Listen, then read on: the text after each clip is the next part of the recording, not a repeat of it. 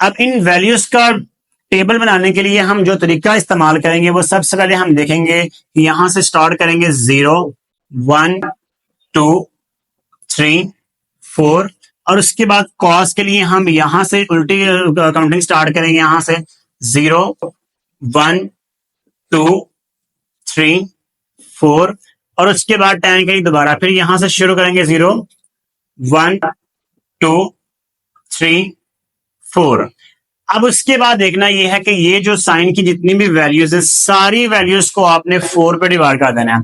इसको भी 4 पे डिवाइड कर देना है, इसको भी 4 पे डिवाइड करना है, इसको भी 4 पे डिवाइड करना है, इसको भी 4 पे डिवाइड कर देना है और इसको भी 4 पे डिवाइड कर देना है। और उसके बाद कॉस वाली वैल्यू को भी क्या करना है 4 पे डिवाइड कर देना है। ठीक हो गया, सारी वैल्यूज को 4 पे डिवाइड करेंगे। लेकिन जो 10 की वैल्यूज होंगी हम क्या करेंगे, यहां से 0 1 2 3 4 है तो हम इसके डिनोमिनेटर में उल्टा यानी कि यहां से स्टार्ट कर देंगे 0 1 2 3 और 4। अब आपने क्या करना है, सारी की सारी वैल्यूज का ले लेना है स्क्वायर रूट। इसका भी स्क्वायर रूट आएगा, इसका भी स्क्वायर रूट, इसका भी स्क्वायर रूट, सारी वैल्यूज का स्क्वायर रूट ले लेंगे, सारी वैल्यूज का स्क्वायर रूट आएगा। तो स्क्वायर रूट के बाद हम करेंगे इसको सॉल्व। अब देखते हैं, सबसे पहले देखते हैं sine. Sine 0 over something always 0, 0 over something always 0 होता है और 0 का हम अगर स्क्वायर रूट लेते हैं तो वो क्या आएगा 0 आ जाएगा। ठीक हो गया। 1 का अगर 1 को 4 पे डिवाइड नहीं होता है, 1 का स्क्वायर रूट लेंगे तो 1 आएगा और 4 का स्क्वायर रूट लेंगे तो 2 आ जाएगा, यानी कि इसकी वैल्यू आएगी 1 ओवर 2 आ जाएगी। अब उसके बाद 2 1 2 आ गया और 2 2 4 आ गया, तो 1 का स्क्वायर रूट लेंगे तो 1 आएगा और 2 का स्क्वायर रूट वैसे ही आएगा। ओके हो गया। अब उसके बाद ये इसकी कटिंग नहीं हो रही है तो यहाँ पे 3 का स्क्वायर रूट वैसे का वैसे आएगा और 4 का अगर स्क्वायर रूट लेते हैं तो वो आपके पास आएगा 2 आ जाएगा।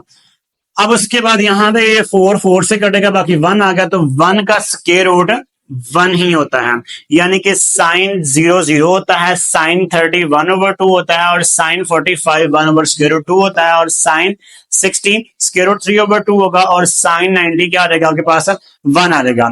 अब उसके बाद चलते हैं कॉस की तरफ। हम यहाँ पे देखें कॉस 4 4 से कट गया, बाकी 1 आ गया, तो 1 का स्क्वायर रूट आपके पास क्या आ जाएगा 1 आएगा। उसके बाद देखते हैं जी स्क्वायर रूट 3 है, 3 का अगर स्क्वायर रूट लेते हैं तो स्क्वायर रूट 3 ही रहेगा, स्क्वायर रूट 3 और 4 का स्क्वायर रूट लेंगे तो क्या आएगा 2 आ जाएगा। ओके हो गया।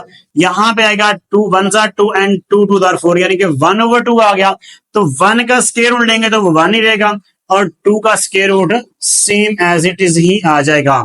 उसके बाद आते हैं 1 ओवर 4 है, तो 1 का स्क्वायर रूट 1 होगा और 4 का स्क्वायर रूट 2 आ जाएगा, यानी कि यहाँ पे वैल्यू आ जाएगी 1 ओवर 2 आ गया।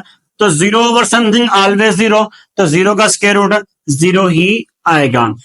अब उसके बाद यानी कि देखें जी cos 0 1 होता है, cos 30 degree square root 2 square root 3 over 2 आएगा और उसके बाद cos 45 1 ओवर स्क्वायर रूट 2 और cos 60 1 ओवर 2 और cos 90 क्या आ जाएगा 0 आ जाएगा। अब उसके बाद चलते हैं जी tan की तरफ।